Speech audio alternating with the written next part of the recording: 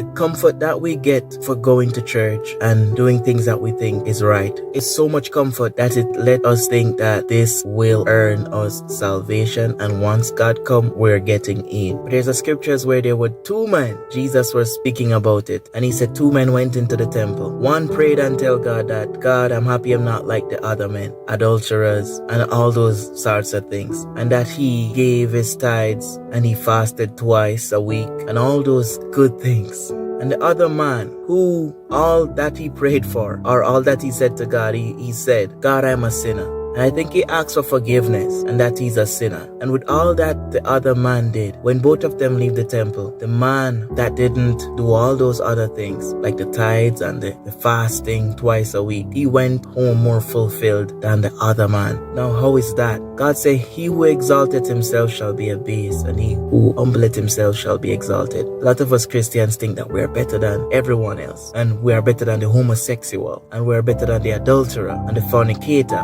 but we are lying to ourselves. We are all filthy rags for righteousness in the sight of God, and we need grace alike. And it's just because of God's grace, that's why we are saved. It's not because of our works. And this is why someone who have done none of those things, no fasting, and this is not to keep anybody comfortable, not fasting, not praying, not seeking God, but I can tell you, these doesn't matter if your heart is not in the right place, because that other man was boasting about what he was doing, and he was boasting to God. So the next man, who never did any of that, went away more fulfilled. And this is why we might see some people make it in, and a lot of persons who say they are in church and doing all these things don't make it in, because God's ways is higher than our ways. His thoughts are higher than our thoughts. So when we think that we have everything together, another man who we think have nothing together, they are the one who God favors. As soon as we learn this, we will understand that everybody needs grace, and once a man slip or mess up or fall into sin, all you have to do is pray for him. It's not like you're sending him to judgment one time, because you too deserve judgment.